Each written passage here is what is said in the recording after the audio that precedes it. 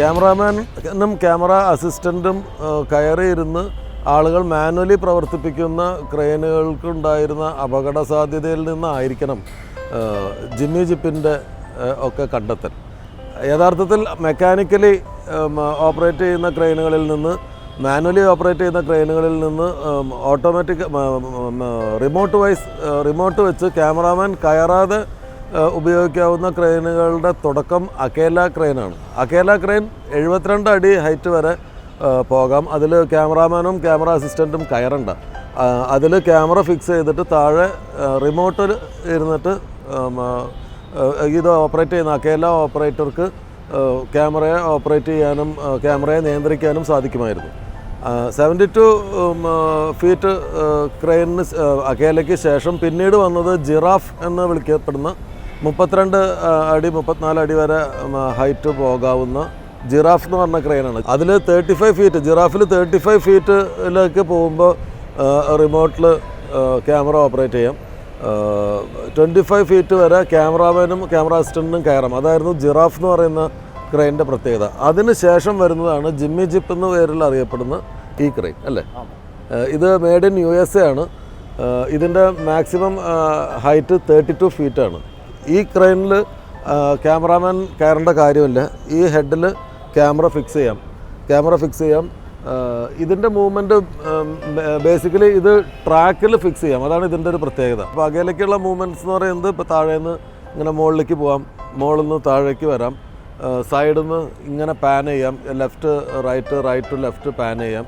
പിന്നെ അകലയിൽ camera upside down വരാം അല്ലേ.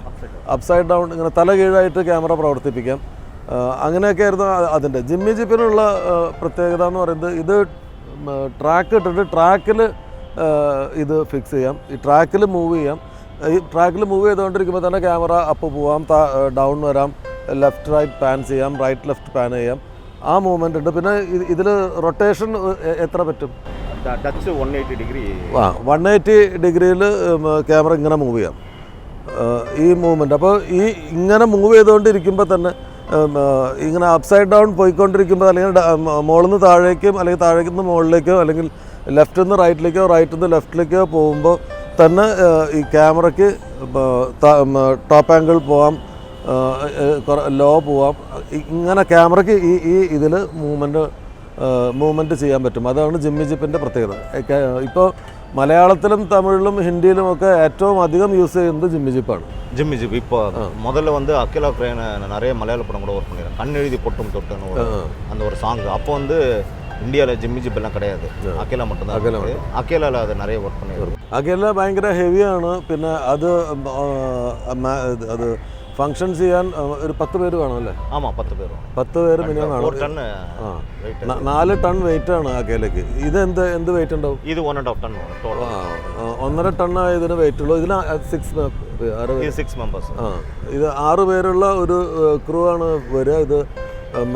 ഇത് ഫിക്സ് ചെയ്യാനും പിന്നെ ട്രാക്കും ട്രോളി ഉപയോഗിക്കുക. ഇതിൽ ഉള്ളൊരു പ്രധാന ഇഷ്യൂ എന്ന് പറയുന്നത് ഈ ജിമ്മി ജിപ്പ് എന്ന് പറയുന്ന എക്യുപ്മെൻറ്റ് ചിലപ്പോൾ നിങ്ങൾക്ക് വാങ്ങിക്കാൻ പറ്റും. പക്ഷേ ജിമ്മി ജിപ്പിൻ്റെ ഏറ്റവും പ്രധാനപ്പെട്ട ഘടകം അത് ഓപ്പറേറ്റ് ചെയ്യുന്ന ആളുകളാണ്. ഇപ്പോൾ ഒരാൾ റിമോട്ടിലിരുന്നിട്ട് ഈ ക്യാമറയുടെ മൂവ്മെൻറ്റ്സ് കൺട്രോൾ ചെയ്യുമ്പോൾ പാരലലായിട്ട് ട്രാക്ക് പുള്ള് ചെയ്യുന്ന ആളും പുഷ് ചെയ്യുന്ന ആളും ഈ ക്രെയിൻ ഓപ്പറേറ്റ് ചെയ്യുന്ന ആളും ഇവർ 3 പേരും തമ്മിലുള്ള ഒരു സിങ്കർണൈസേഷൻ വളരെ ഇമ്പോർട്ടൻ്റ് ആണ്. ഈ കൃത്യമായിട്ട് ഈ ട്രാക്ക് മൂവ് ചെയ്യുകയും കൃത്യമായിട്ട് ഈ ക്രെയിൻ മൂവ്മെൻറ്റ് ചെയ്യും. അതിന് കൃത്യമായിട്ട് ബാലൻസ് ചെയ്തിട്ട് ക്യാമറയെ കൺട്രോൾ ചെയ്തിട്ട് ഉള്ള ക്യാമറ ഓപ്പറേറ്ററുണ്ട്. അദ്ദേഹവുമായിട്ടുള്ള ഇവരുടെ പ്രവർത്തനങ്ങൾ 3ഉം ഒരേ സിങ്കർണൈസേഷനിൽ വന്നാലേ ഇതിലെടുക്കുന്ന ഷോട്ടുകൾ നന്നാവുള്ളൂ. ഇൻഎക്സ്പീരിയൻസ്ഡ് ആയിട്ടുള്ള ഓപ്പറേറ്റേഴ്സിനെ വെച്ചിട്ട് ജിപ്പിൽ ഷോട്ട് എടുക്കുക എന്ന് പറയുന്നത് അതികഠിനവും ഒരുപാട് സമയവും ഫിലിമും വേസ്റ്റ് ചെയ്യുന്ന കാര്യമാണ്.